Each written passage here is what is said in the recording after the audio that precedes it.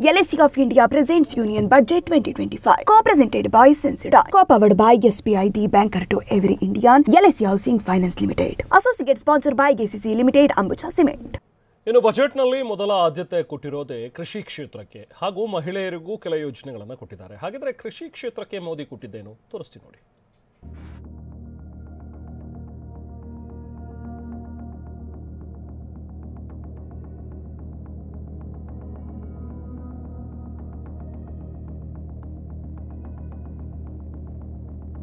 ಕೃಷಿಯೇ ದೇಶದ ಮೊದಲ ಇಂಜಿನಿಂದ ವಿತ್ತ ಸಚಿವೆ.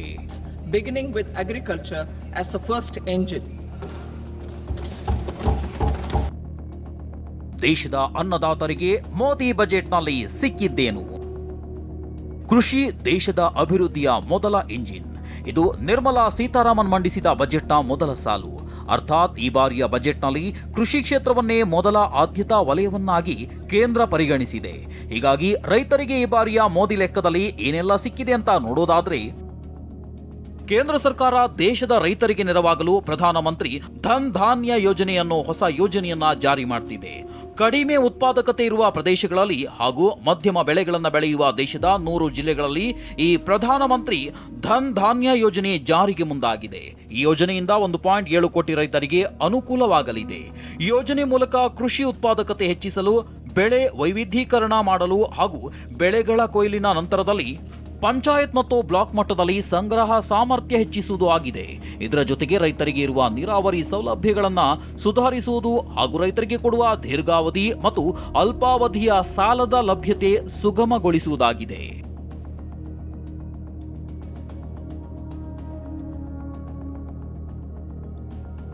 ಗ್ರಾಮೀಣ ಆರ್ಥಿಕತೆಗೆ ಉತ್ತೇಜಿಸಲು ಉದ್ಯೋಗ ಸೃಷ್ಟಿ.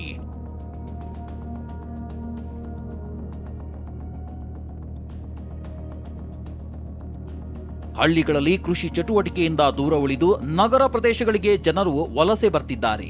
ಇದನ್ನು ತಡೆಯೋದಕ್ಕಾಗಿ ಕೇಂದ್ರ ಈ ಬಾರಿಯ ಬಜೆಟ್ನಲ್ಲಿ 10 ಹಲವು ಕ್ರಮಗಳನ್ನು ಕೈಗೊಂಡಿದೆ. ಅದಕ್ಕಾಗಿ ಗ್ರಾಮೀಣ ಸಮೃದ್ಧಿ ಕಾರ್ಯಕ್ರಮ ಹಮ್ಮಿಕೊಂಡಿದೆ. ಈ ಗ್ರಾಮೀಣ ಸಮೃದ್ಧಿ ಕಾರ್ಯಕ್ರಮದ ಮೂಲಕ ಕೃಷಿಯಲ್ಲಿ ಕೌಶಲ್ಯ, ಹೂಡಿಕೆ, ತಂತ್ರಜ್ಞಾನ, ಆರ್ಥಿಕತೆ ಉತ್ತೇಜನಕ್ಕೆ ಕ್ರಮ ಕೈಗೊಂಡು ಗ್ರಾಮೀಣ ಪ್ರದೇಶಗಳಲ್ಲಿ ಸಾಕಷ್ಟು ಉದ್ಯೋಗಾವಕಾಶ ಸೃಷ್ಟಿಸುವ ಗುರಿ ಹೊಂದಲಾಗಿದೆ. ಈ ಯೋಜನೆ ಪ್ರಮುಖವಾಗಿ ಗ್ರಾಮೀಣ ಮಹಿಳೆಯರು, ಯುವ ರೈತರು, ಅಲ್ಪ ಭೂಮಿ ಹೊಂದಿರುವ ರೈತರು ಹಾಗೂ ಭೂಮಿ ರಹಿತ ಕೃಷಿ ಕುಟುಂಬಗಳಿಗಾಗಿ ಮೀಸಲಾಗಿ ಇರಲಿದೆ. ಯೋಜನೆಯ 1ನೇ ಹಂತದಲ್ಲಿ ದೇಶದಲ್ಲಿ 100 ಅಭಿವೃದ್ಧಿಶೀಲ ಕೃಷಿ ಜಿಲ್ಲೆಗಳನ್ನು ಮಾಡಲು ಕ್ರಮ ಕೈಗೊಳ್ಳಲು ಕೇಂದ್ರ ಮುಂದಾಗಿದೆ.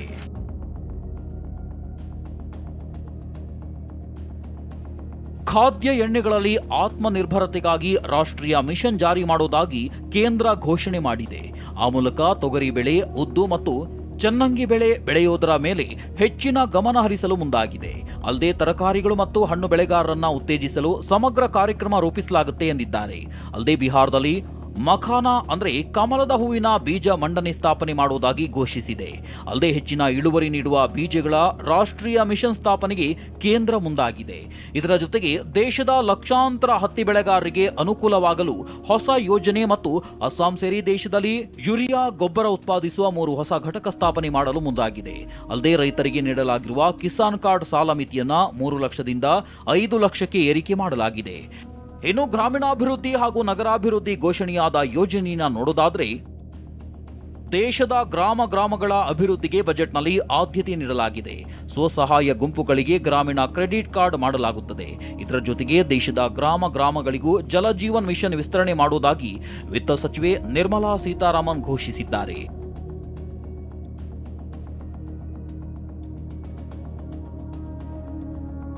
ಇನ್ನು ನಗರ ಪ್ರದೇಶಗಳ ಅಭಿವೃದ್ಧಿಗೆ 1 ಲಕ್ಷ ಕೋಟಿ ಹಣ ಮೀಸಲಿಡಲಾಗಿದೆ. ಕುಡಿಯುವ ನೀರು, ನೈರ್ಮಲ್ಯಕ್ಕೆ ಒತ್ತು ನೀಡಲು ಹಣ ವಿನಿಯೋಗ ಮಾಡುವುದಾಗಿ ಸಚಿವೆ ಹೇಳಿದ್ದಾರೆ.